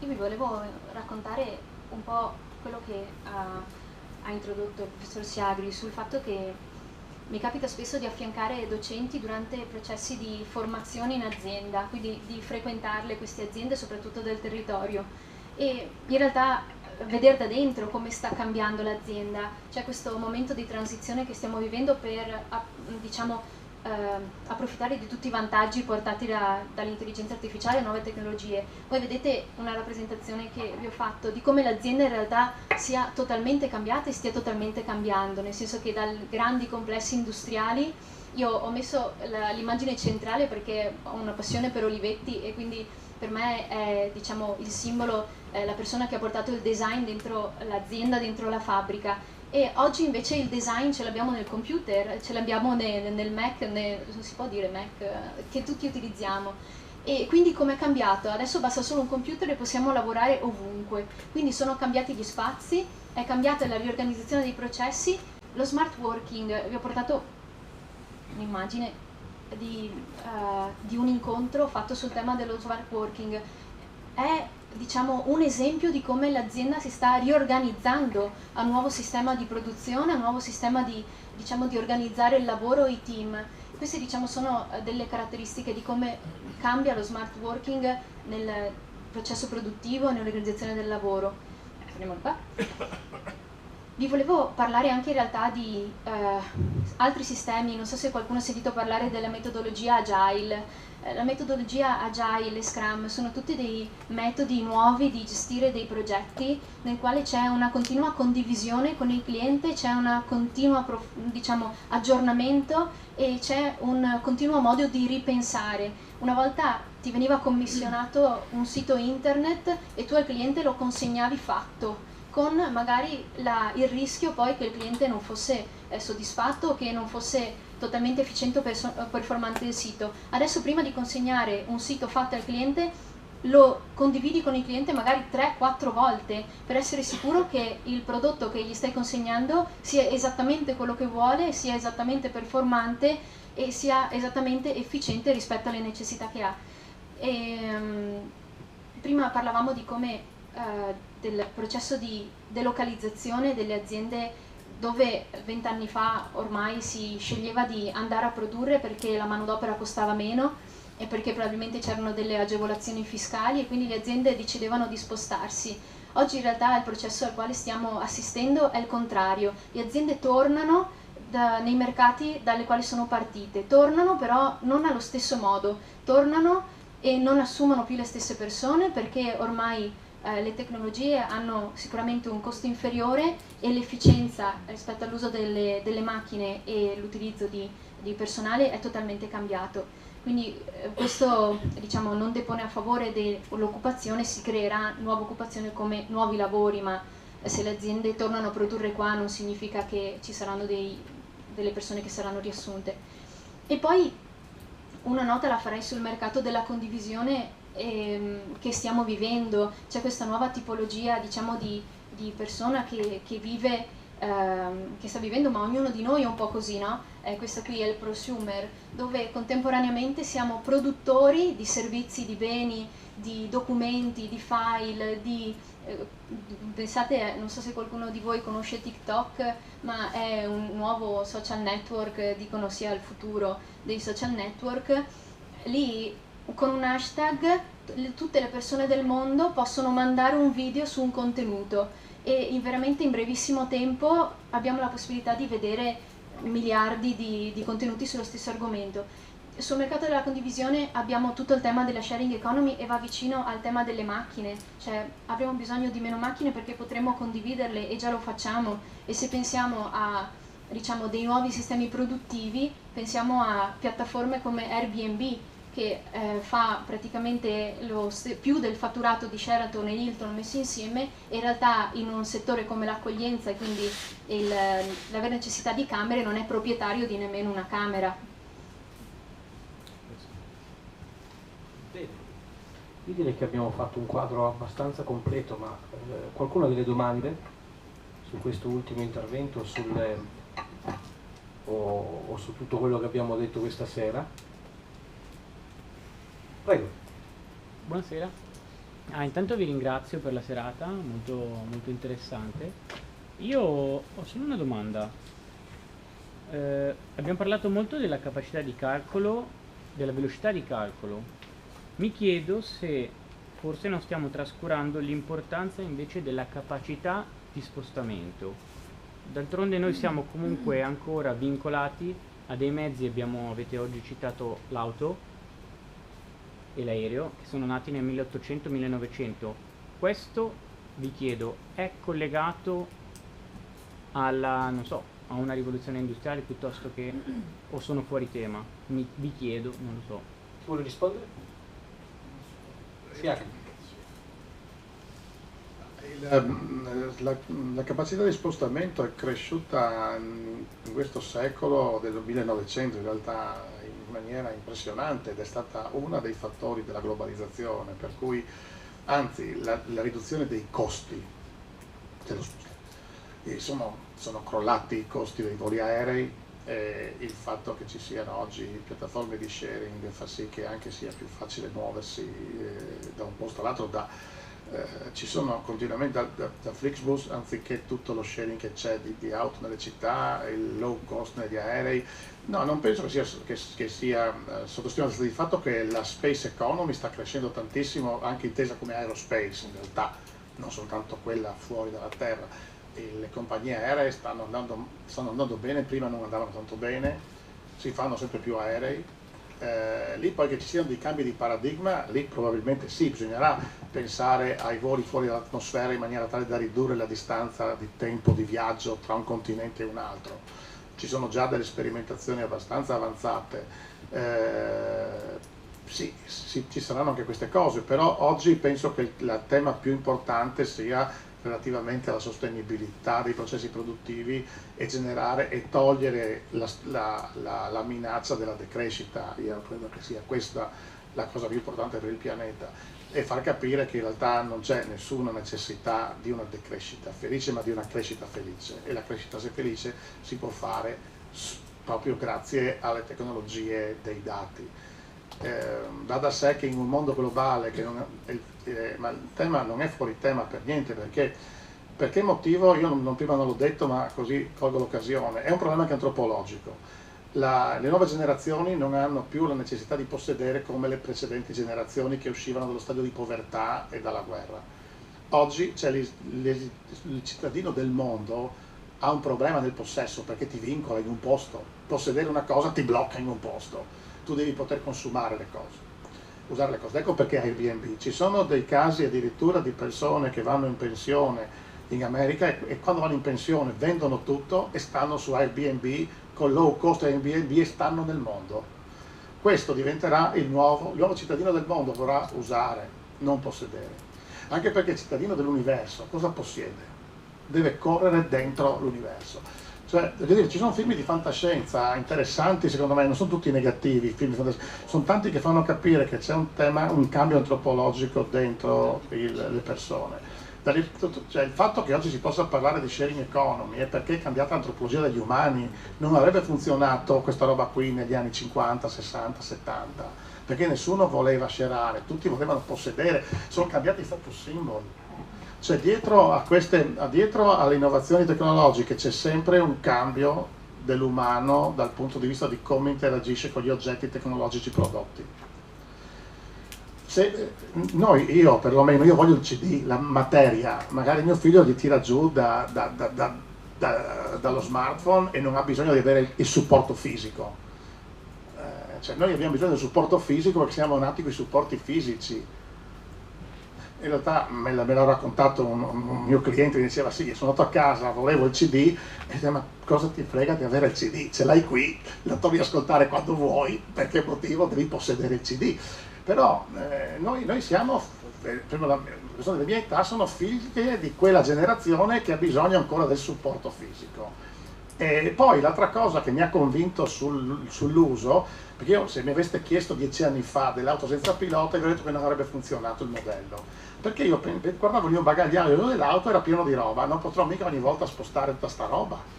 Poi negli ultimi anni apre sempre vuoto, perché? Perché tutto è finito nello smartphone. Se tu anche fai il rappresentante di commercio, vai in giro a vendere, non ti porti più i prodotti fisici. A questo punto, perché io pensavo, non funzionerà perché i miei agenti hanno sempre il bagagliaio pieno, per cui sta roba qui non funzionerà.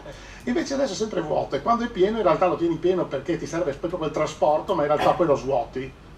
Infatti mi sto chiedendo perché adesso ci sono ancora i bagagliai. perché al di là del bricolage di fine settimana, però a questo punto con l'auto as a service faccio un contratto di abbonamento che posso scegliere tra 5 auto, per cui oggi mi serve per andare in città, voglio quella piccola, domani devo prendermi la roba all'Leroy Merlin, mi prendo il pick up. C'è già negli Stati Uniti. Ma sì, certo, ma infatti voglio dire, il modello d'uso è troppo potente perché non possa funzionare. Per cui ecco, il trasporto sì, credo che la riduzione dei costi dei voli e avere più un approccio globale sia una cosa che ha influenzato anche questo cambio generazionale verso l'uso anziché il possesso. D'altra parte un aereo è un sharing, se pensate, un treno è un sharing, nessuno possiede un treno perché che senso ha possederlo? Lo uso e pago l'uso. No, dico solo, mi sembra solo che le velocità sono sproporzionate. Tutto lì. No, non sa che non sono così convinto. Io credo che abbia fatto il trasporto abbia fatto un grande passo avanti e adesso c'è bisogno che faccia un passo avanti il digitale. Tante volte no, io sono convinto che il trasporto aereo ha fatto dei passi da gigante, cioè voglio dire, incredibili. Sa perché abbiamo chiamato noi l'azienda Eurotech? Treno trasporto, perché quella volta costava così tanto muoversi che metto, ma noi come cavolo possiamo pensare di prendere dei voli aerei per andare chiamiamola Eurotech e non WorldTech, perché WorldTech significava affrontare dei costi di trasporto enormi. Adesso non ci sarebbe nessuno che andare da qua al Giappone con 600 euro di volo lo fai, costa quasi meno che non andare a Roma ancora un po', no? Col fatto che abbiamo il monopolio di una compagnia che tra l'altro non va neanche tanto bene, ma che ci costa a noi continuamente dei soldi. Però voglio dire, il trasporto aereo si è crollato come prezzi. No. Ma si può fare tanto di più. Grazie. C'era un'altra domanda là in fondo? Prego. Sì, buonasera, grazie, interventi molto interessanti. Dal punto di vista dei lavori futuri, volevo capire come ci si pone davanti a due temi che secondo me non sono stati affrontati questa sera, forse solo marginalmente negli interventi precedenti. Da un lato la polarizzazione, nel senso che le economie che conosciamo adesso sono economie diffuse a tutti i paesi del mondo, le economie digitali dell'intelligenza artificiale saranno fortemente polarizzate in Cina, negli Stati Uniti e poi magari un giorno anche in India. Dall'altro lato il de-skilling, nel senso se io faccio il chirurgo, il medico, l'avvocato, l'assicuratore oggi e tra 10 anni perdo il lavoro perché il mio cliente non viene più da me ma va da una società basata in Cina o basata in India, sì, io posso andare a fare il giardiniere, come avevo detto prima, ma un giardiniere non guadagna quanto un chirurgo o quanto un avvocato o quanto un commercialista.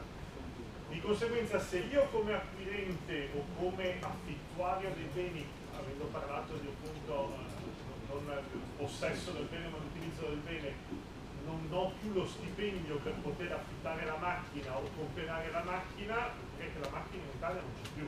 E di conseguenza l'economia davvero si polarizza verso 2 o 3 paesi che governano il mondo e tutti gli altri si riducono a essere clienti, sempre più schiavi. Perché bisogna dirlo, noi ci preoccupiamo tanto degli immigrati piuttosto che di temi che sono piccolo cabotaggio politico di dopodomani. A sentire un politico che parla di intelligenza artificiale o di grossi temi di proprietà dei dati, sarò stato distratto io. Elena. No, sì, tu e poi dico Sì, allora io direi che in realtà nella tesi la tratto e polarizzazione diciamo è una parola chiave e fa parte di quel tema più ampio sulle disuguaglianze. Vedremo sì, diciamo, un futuro nel quale chi avrà grandi competenze tecniche per lavorare le macchine, per gestire le macchine, ovviamente diciamo che avrà la possibilità di accedere a stipendi più alti, a lavori più diciamo, soddisfacenti, più qualificati, ecco. Dall'altra parte tutto quello che sta tra governare una macchina, so utilizzare una macchina, la macchina fa il resto del lavoro, resta diciamo tutte quelle competenze che la macchina non può fare e il lavoratore farà, ma con stipendi bassi, magari un orario di lavoro ridotto, e quindi ci sarà il rischio di avere, diciamo, questa polarizzazione delle competenze. In realtà c'è anche un altro tema legato a questo, è che noi abbiamo detto di come risolvere diciamo, il fatto di saper interagire con le macchine, e dall'istruzione alla formazione. Benissimo, quindi sempre più persone sceglieranno di fare magari un'educazione più alta, di accedere all'università, e a quel punto la disponibilità di più laureati porterà inevitabilmente poi all'abbassamento di salari, perché tanti saranno in grado di fare lo stesso lavoro nonostante abbiano accesso ad un'educazione, diciamo, più alta.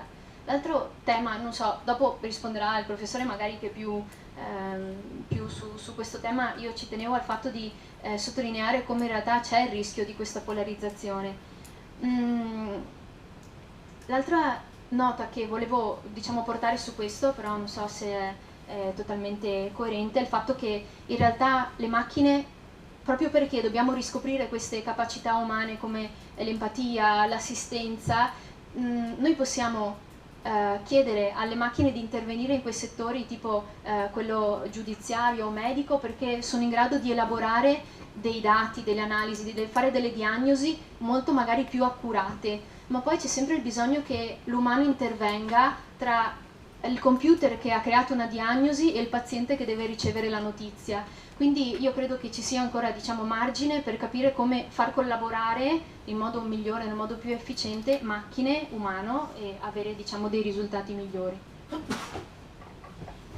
Io sono molto più ottimista di questa roba qua. Vorrei farvi vedere due cose, un filmato dal 1800 ad oggi relativamente alla vita media e al reddito pro capite. E questo perché bisogna sempre poi non arrendersi solo, come diceva Tullio Reggi, bisogna solo arrendersi di fronte ai numeri. Cioè la parte emotiva, noi abbiamo questo problema dell'amigdala, che è questo recettore dentro il cervello che ci serviva per sopravvivere in ambienti ostili, che è solo sensibile alle notizie negative.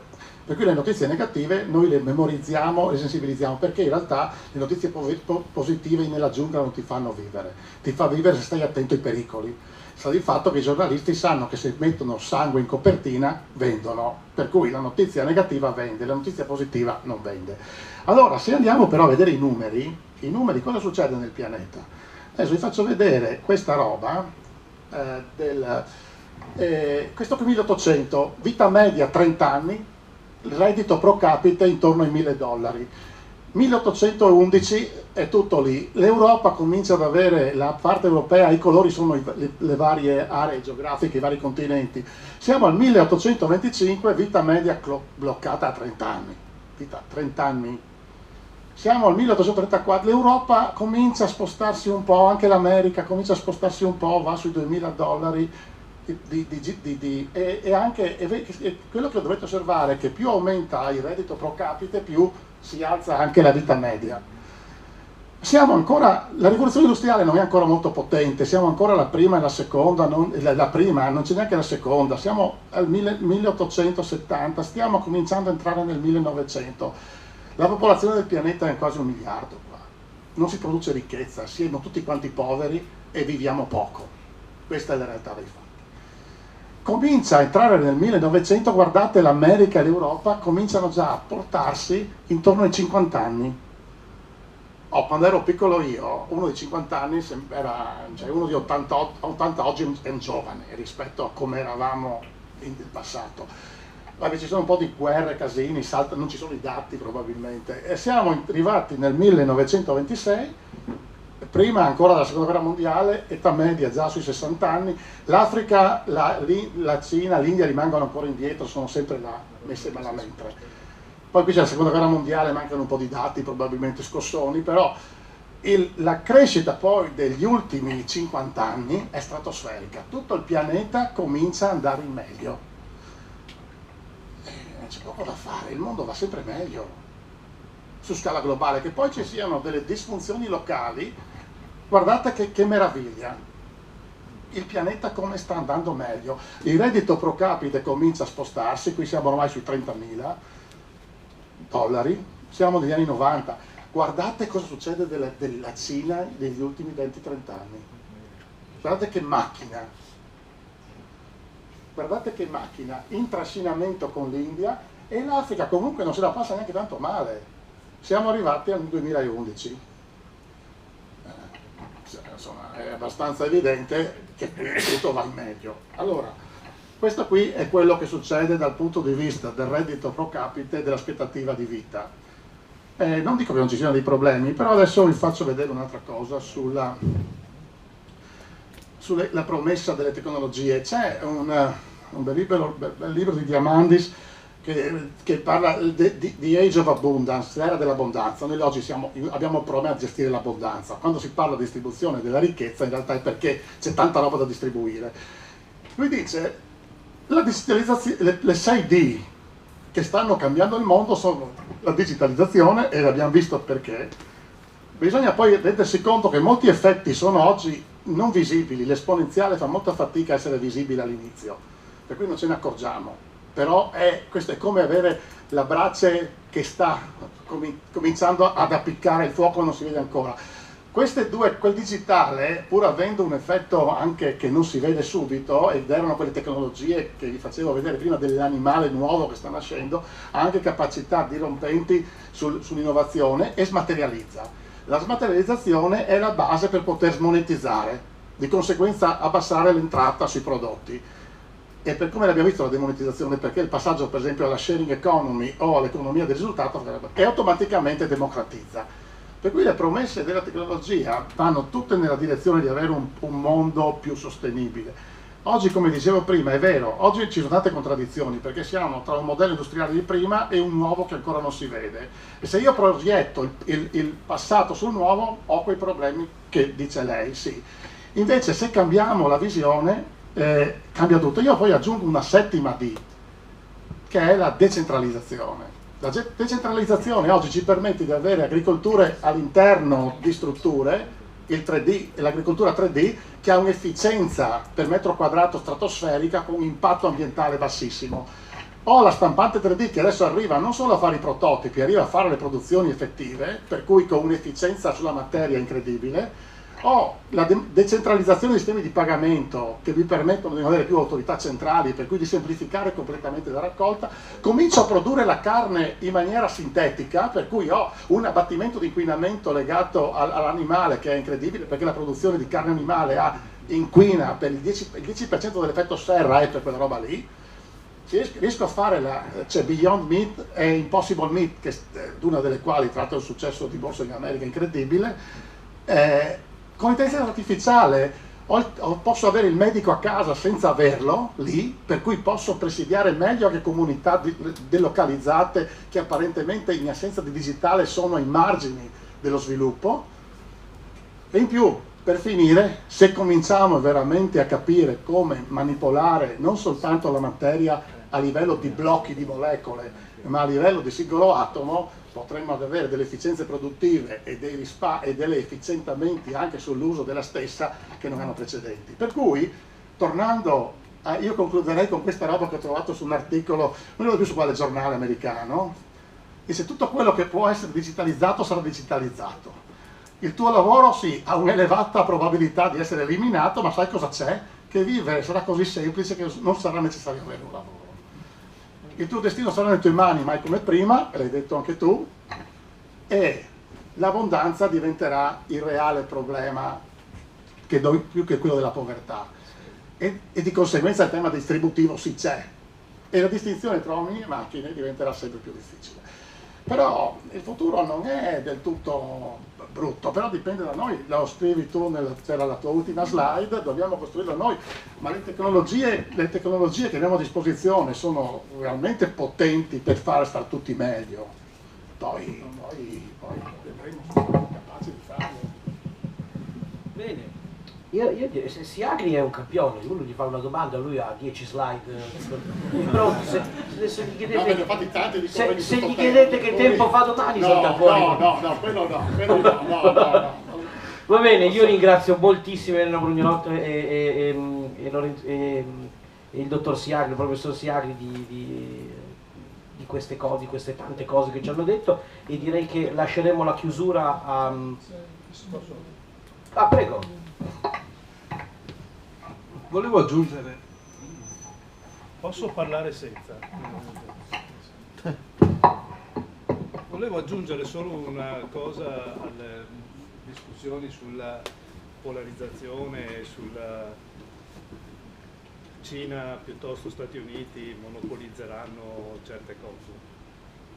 Bene, io ho la fortuna di lavorare su un progetto un po' sperimentale, no? Insieme con voi qua, con l'associazione e altre realtà del territorio, che mi porta vicino alla Commissione Europea, ai working group, dove si sta parlando di, guarda caso, IoT, Big Data, intelligenza artificiale. Allora, la polarizzazione potrebbe esserci, ma c'è un fatto che dovete considerare. Tutto quello che riguarderà questa economia del futuro è basata sui dati.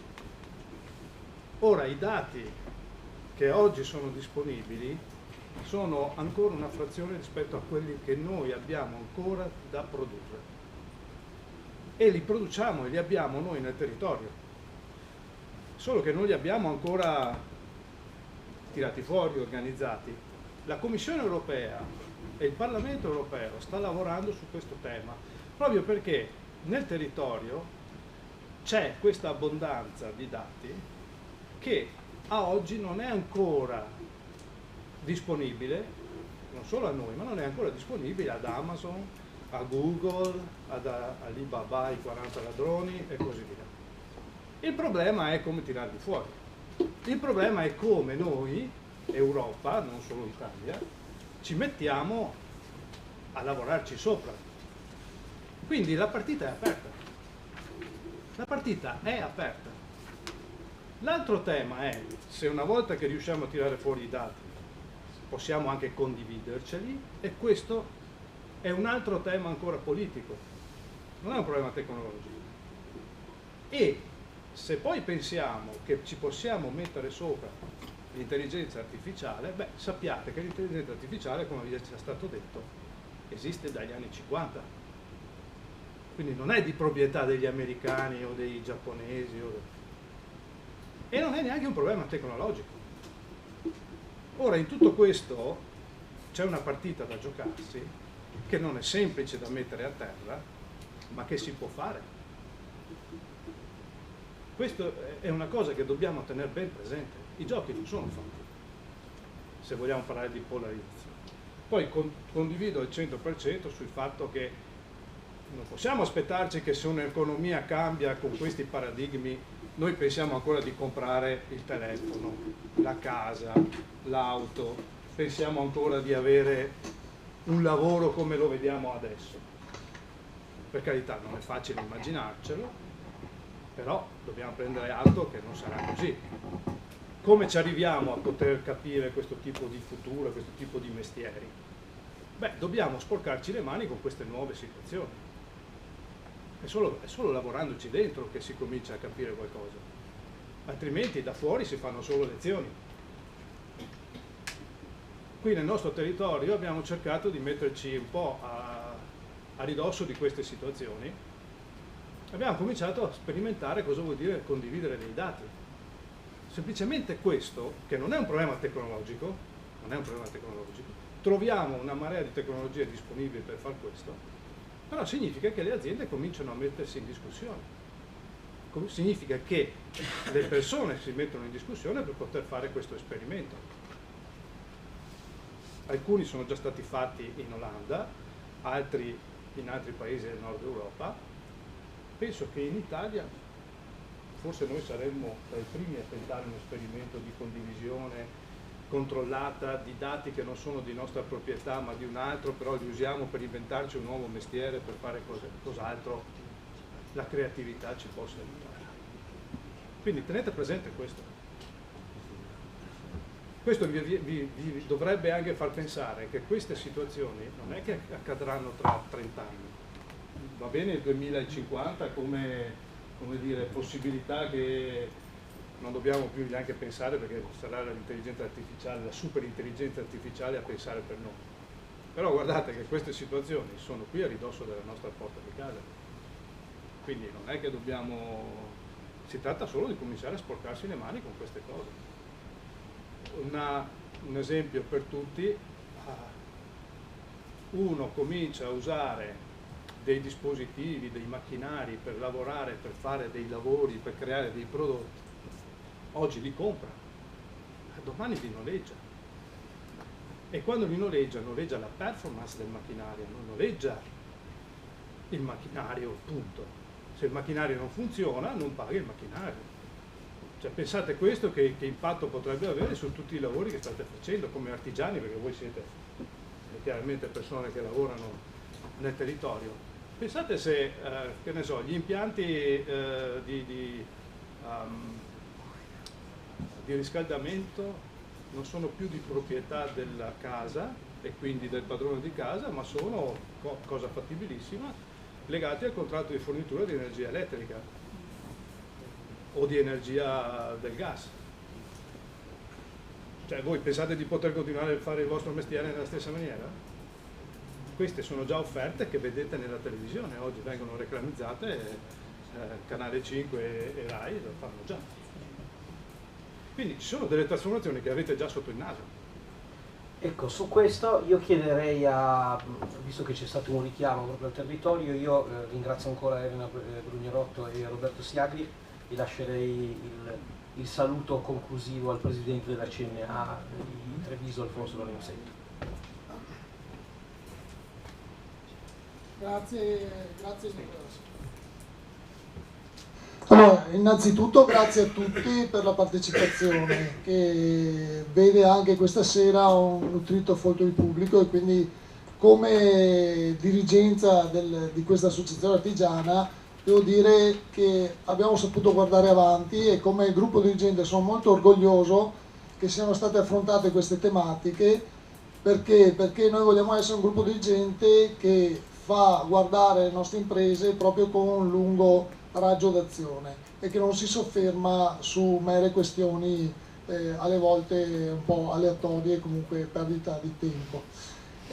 Guardare avanti, guardare oltre è una nostra mission che abbiamo da sempre come associazione artigiani, e quello che mi piace di più è che su questa cosa l'aspetto di averlo messo dentro un calendario di iniziative che è comunque attento a dare la chiave di volta ai nostri artigiani che lavorano ancora con le mani e che hanno un futuro, e questa serie di serate mi ha dato proprio il là per essere ancora più convincente quando qualcuno mi dice: ma che artigiano avremo nel 2050, no? Ecco. Allora io ho capito che il saper fare, e soprattutto chi lavora con le mani, ha un grosso futuro davanti, mentre l'utilizzo delle macchine lo lasciamo praticamente, o comunque il fatto di usare le macchine abbiamo capito che è un'altra cosa.